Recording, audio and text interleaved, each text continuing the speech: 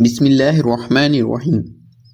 یہ مہینہ صرف روزوں تک محدود نہیں بلکہ روحانی ترقی، عبادات، تقوی اور خیرات کا ایک مکمل تربیتی نظام ہے۔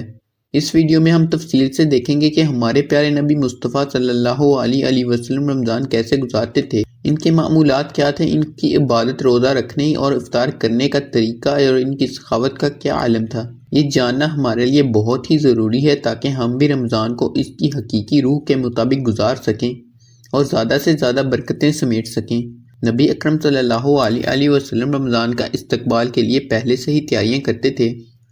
جیسے ہی رمضان کا مہینہ قریب آتا، آپ صلی اللہ علیہ وسلم صحابہ اکرام رضی اللہ تعالیٰ عنہ کو اس کی خوشخبری دیتے اور اس کی فضیلت بیان کرتے۔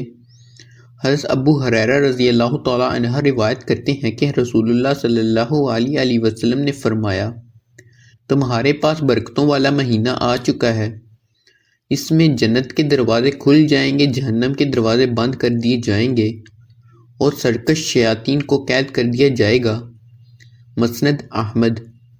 یہ حدیث ہمیں بتاتی ہے کہ رمضان المبارک عام مہینوں کی طرح نہیں بلکہ رحمت اور مغفرت کا خاص موسم ہے۔ نبی اکرم صلی اللہ علیہ وسلم اس مہینے میں عبادات کو بڑھا دیتے اور صحابہ اکرام کو بھی زیادہ سے زیادہ نیکیاں کمانے کی ترغیب دیتے۔ نبی کریم صلی اللہ علیہ وسلم کی سحری اور افطاری۔ نبی صلی اللہ علیہ وسلم ہمیشہ سحری کی تاکید کرتے اور اسے باعث برکت قرار دیتے۔ آپ صلی اللہ علیہ وسلم نے فرمایا، سحری کھاؤ کیونکہ سحری میں برکت ہے۔ بخاری۔ نبی کریم صلی اللہ علیہ وسلم کی سحری کی عادات۔ سحری کے وقت میں تاخیر فرماتے، یعنی فجر کے قریب کھاتے۔ زیادہ تر جوں کی روٹی، کھجور، پانی اور کبھی دودھ نوش فرماتے۔ سحری کھانے کے بعد وضو کر کے نماز کے لیے تیار ہوتے۔ نبی کریم صلی اللہ علیہ وسلم کا افطاری کا طریقہ۔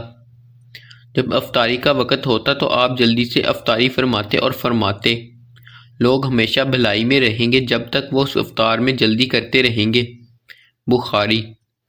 نبی اکرم صلی اللہ علیہ وسلم عام طور پر کھجور سے روزہ افطار کرتے اور اگر کھجور نہ ہوتی تو پانی سے افطار کرتے۔ افطار سے پہلے دعا مانگتے کیونکہ یہ دعا قبول ہونے کے خاص اوقات میں سے ہے۔ افطار کے بعد مغرب کی نماز ادا فرماتے اور پھر ہلکا سا کھانا کھاتے۔ یہ ہمیں سادگی، اعتدال سکھاتا ہے کہ روزہ کھولنے میں اعتدال رکھنا چاہیے اور زیادہ کھانے سے پرہیز کرنی چاہیے۔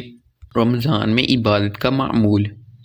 رمضان میں نبی اکرم صلی اللہ علیہ وسلم کی عبادات عام دنوں سے کئی زیادہ بڑھ جاتی۔ تہجد کا خصوصی اہتمام کرتے، ذکر و اذکار اور استغفار میں زیادہ وقت گزارتے، نوافل پڑھتے، اللہ سے دعا مانگتے اور مناجات میں لمبے لمبے سجدے کرتے۔ تراویح کی نماز کا بھی اہتمام فرماتے۔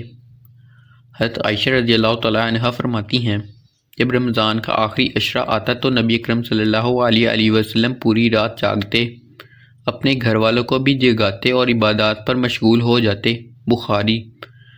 یہ ہمیں سکھاتا ہے کہ رمضان کو صرف کھانے پینے کی تبدیلی نہیں سمجھنی بلکہ عبادات بڑھانے کا سنہری موقع چاہیے۔ قرآن سے خاص تعلق۔ رمضان قرآن کا مہینہ ہے کیونکہ اسی ماہ میں قرآن نازل ہوا۔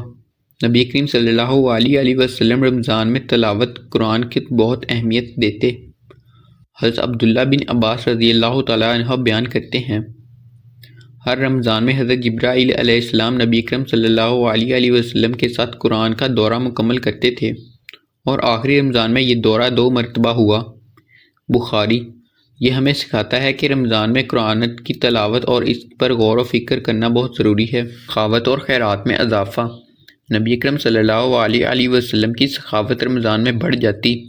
حضرت عبداللہ بن عباس رضی اللہ تعالیٰ عنہ فرماتے ہیں، نبی اکرم صلی اللہ علیہ وسلم سب سے زیادہ سخی تھے اور رمضان میں ان کی سخاوت تیز آندھی سے بھی زیادہ بڑھ جاتی تھی۔ بخاری۔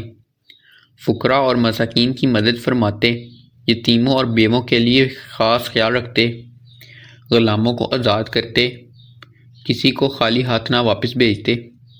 یہ ہمیں سکھاتا ہے کہ رمضان میں زیادہ سے زیادہ صدقہ اور خیرات کرنا چاہیے کیونکہ اس کا اجر کئی گنا بڑھ جاتا ہے۔ عشرے میں اعتکاف۔ رمضان کے آخری عشرے میں نبی اکرم صلی اللہ علیہ وسلم اعتکاف بیٹھتے۔ حضرت عائشہ رضی اللہ تعالیٰ عنہا فرماتی ہیں، رسول اللہ صلی اللہ علیہ وسلم رمضان کے آخری 10 دنوں میں مسجد میں اعتکاف کرتے تھے۔ بخاری۔ مسجد میں قیام کرتے تھے اور دنیاوی معاملات سے الگ ہو جاتے تھے، مکمل طور پر عبادت میں مشغول رہتے تھے، شب قدر کی تلاش کرتے اور دعاؤں میں مشغول رہتے۔ یہ ہمیں بتاتا ہے کہ آخری عشرے کو خاص ہمیں اہمیت دینی چاہیے، شب قدر کو پانے کی کوشش کرنی چاہیے۔ عید الفطر اور خوشی منانے کا طریقہ۔ رمضان کے بعد عید الفطر خوشی اور شکرانے کا دن ہوتا ہے۔ نبی اکرم صلی اللہ علیہ وسلم عید کی تیاری کرتے اور دوسروں کو بھی ترغیب دیتے، غسل فرماتے، اچھے کپڑے زیب کرتے، صدقہ فطر ادا کرتے تاکہ غریب بھی عید کی خوشی میں شریک ہو سکیں۔ عید کی نماز عیدگاہ میں پڑھتے۔ نبی اکرم صلی اللہ علیہ وسلم نے فرمایا، یہ دن اللہ کی طرف سے خوشی کا دن ہے، اس میں خیرات کرو اور مساکین کو مت بھولو۔ ابن ماجہ۔ یہ ہمیں سکھاتا ہے کہ عید صرف اپنی خوشی کے لیے نہیں بلکہ دوسروں کی خوشی کے لیے بھی ہے۔ نتیجہ، یہ تھا ہمارے پیارے نبی صلی اللہ علیہ وسلم کا رمضان۔ ہمیں بھی چاہیے کہ ہم رمضان کو عام دنوں کی طرح نہیں بلکہ اسے اپنی زندگی بدلنے کا ذریعہ بنائیں۔ شکریہ۔ ہماری ویڈیو اگر آپ کو اچھی لگے تو ویڈیو کو لائک اور چینل کو سبسکرائب کر دیں اور اس طرح کی معلومات کے لیے کومنٹ کریں۔ السلام علیکم ورحمۃ اللہ وبرکاتہ۔ ملتے ہیں ایک نئی ویڈیو کے ساتھ۔ اللہ حافظ۔